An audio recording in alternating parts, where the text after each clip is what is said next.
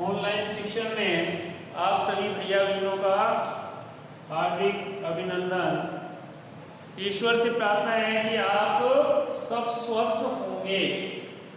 आज अपना ये ऑनलाइन शिक्षण विषय सामाजिक विज्ञान कक्षा 8वीं में जो अपना पाठ 3 है, इसके प्रश्न उत्तर पाठ के पीछे दिए हैं। ऐसे तो आप, मुझे पूरी उम्मीद है कि आप सब भैया बहनों ने इन प्रश्नों को कर लिया होगा, लेकिन एक बार कर लिया तो कोई अच्छी बात है, एक बार आप मिला लें, कहीं गलती से कोई त्रुटि रह गई तो उसको ठीक कर लेना। पहला प्रश्न है, प्रतिदिन आपके उपयोग में आने वाली 3 सामान्य खनिजों के नाम लिखिए।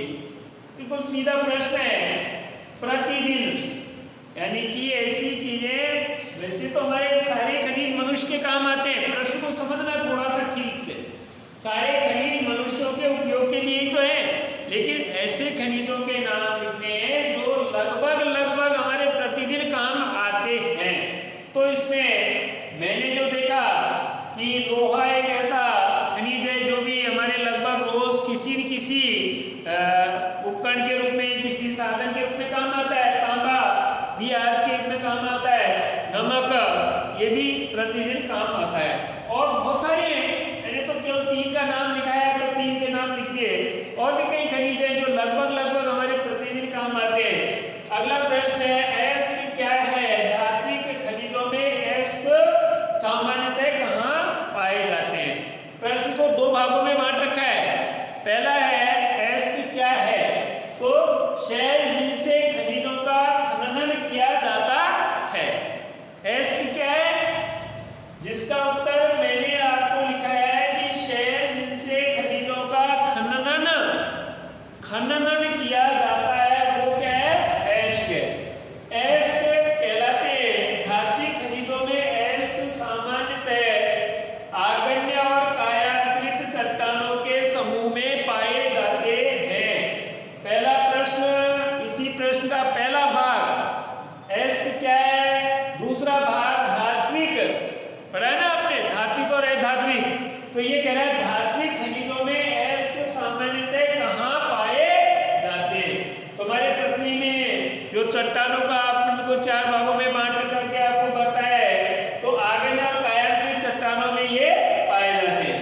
अगला है, प्राकृतिक गैस संसाधनों से संपन्न 2 देशों के नाम बताइए। फिर देखिए प्रश्न बहुत सरल है, बहुत सीधे हैं, लेकिन थोड़ा सा कई बार सीधे और सरल प्रश्नों में अधिक कंफ्यूज होता है, गलती होने की संभावना भी ज्यादा होती है। ये कह रहा है प्राकृतिक गैस संसाधनों से, एक तो प्राकृतिक और एक मनुष्य निर्मित। तो ये पूछ रहा है प्राकृतिक गैस संसाधनों से संपन्न 2 देशों के नाम।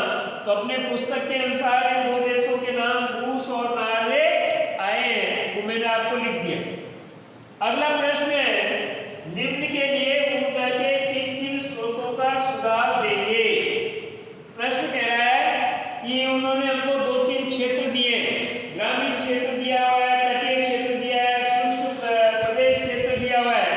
इन प्रदेशों में आप सुझाव मांग रहे हो, प्रश्न का उत्तर नहीं है।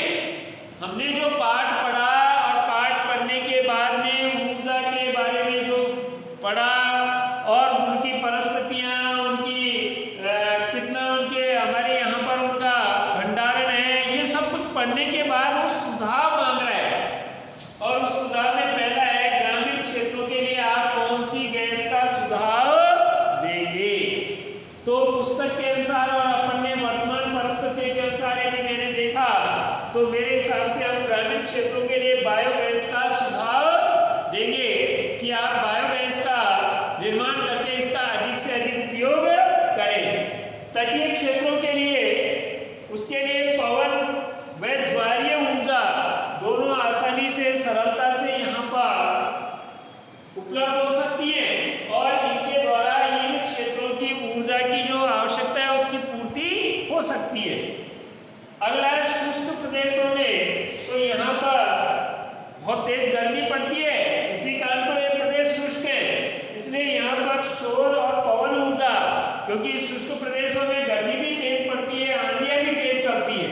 तो ऐसे प्रदेशों के लिए जो हमारा सुझाव होगा वो सुझाव होगा कि सौर और पवन ऊर्जा यहाँ पर यदि उपयोग में ली जाती है तो वह अधिक लाभकारी है। और आज के इस महंगाई के युग में हमें सस्ती और जो हमारी जो समस्या चल रही है कि ऊर्जा के जो साधन है वो सीमित मात्रा में भंडारण में, यदि हम उन्हीं के ऊपर निर्भर रहे तो एक दिन धीरे धीरे मानव की आवश्यकताओं को, बढ़ती आवश्यकताओं को देखते हुए वो खत्म हो जाएंगे। तो उन बढ़ती आवश्यकताओं की पूर्ति करने के लिए इसमें हमको केवल पाठ को पढ़ने के बाद, समझने के बाद ये मांगा है कि इन क्षेत्रों में इन गैसों का उपयोग हम समाज के लोगों को दें, समाज को जागृत करें, तो यहाँ पर यह ऊर्जा के स्रोत काम लिए जा सकते हैं। तो ये आपका 1, 2, 3, 4 प्रश्न जो है ये यहाँ पर, ये प्रश्न बहुत सरल है, सामान्य है पढ़ने के बाद में। तो इन प्रश्नों के उत्तर मैंने आपको यहाँ पर ये लिख दिए। 5वां प्रश्न है, 5 तरीके दीजिए जिनसे कि आप घर पर ऊर्जा बचा सकते हैं। ये प्रश्न तो वैसे देखा जाए तो मौखिक है ना। 5 तरीके, 5 उपाय बताइए जिनसे कि आप घर पर ऊर्जा बचा सकते हैं। हम कक्षा 8 के भैया बहन है ना, तो हम सबको ध्यान दें कि ऊर्जा के जो साधन है उनकी बचत के लिए कौन कौन से हम सामान्य कार्य कर सकते हैं जिसके कारण ऊर्जा की बचत हो सकती है। तो मेरे हिसाब से पहला, मैंने घर पर ऊर्जा बचाने के लिए निम्न तरीके काम में लिए जा सकते हैं। पहला, दिन में प्राकृतिक वायु और रोशनी से काम चलाएं। आज धीरे धीरे मनुष्य इतना आदी हो गया कि वह केवल आधुनिक संसाधनों के ऊपर भी निर्भर रहना चाहता है। इसी के कारण उसका शारीरिक जो आहार विहार है वो बहुत, उसकी जिसको इम्यूनिटी पावर है ना वो धीरे धीरे कम इसलिए होगी। तो हमें भी दिन के समय में विशेष रूप से ग्रामीण क्षेत्रों में तो है ना प्राकृतिक वायु और रोशनी का काम लें, तो जिससे कि हमारा शारीरिक इम्यूनिटी भी बढ़ेगी, हम स्वस्थ भी रहेंगे। दूसरा है, आवश्यकता नहीं होने पर विद्युत उपकरणों को बंद करें। आज हम धीरे धीरे देख रहे हैं कि कई बार मनुष्य आलसी हो गया या वो अपने आप में अपने कर्तव्य के प्रति जागरूक नहीं रहा। हमें सार्वजनिक स्थानों पर, घर में भी होता है लेकिन विशेष रूप से आप सार्वजनिक स्थानों पर देखिए, वहां पर पंखा चल रहा है, कोई नहीं बैठा हुआ, लाइट दिन में भी रोड पर जल रही है ना, कोई देखने वाला नहीं, क्योंकि वह सबका यदि इस प्रकार से दुरुपयोग हो रहा है तो हमको हमारे ध्यान में ये लिए रहेगा कि ये सब राष्ट्रीय संपत्ति है। ये ऐसे संसाधनों का दुरुपयोग हो रहा है जिनके एक बार खत्म होने पर मानव जाति के लिए समस्या कष्ट हो जाए खड़ी होगी। तो हमें इन सभी उपकरणों को ठीक प्रकार से प्रयोग करना चाहिए। अगला है प्रकाश हेतु, है ना। आज प्रत्येक घर में प्रकाश के लिए है ना विभिन्न उपकरणों को काम में लेते हैं। तो हमें आधुनिक जो उपकरण है जिनके द्वारा अधिक रोशनी और कम ऊर्जा खर्च, जैसे कि घरों पर CFL है ना बल्ब है, उनका उपयोग करना, ऐसी बहुत सारे आधुनिक उपकरण हैं जिनके द्वारा हमें ऊर्जा अधिक प्राप्त होगी और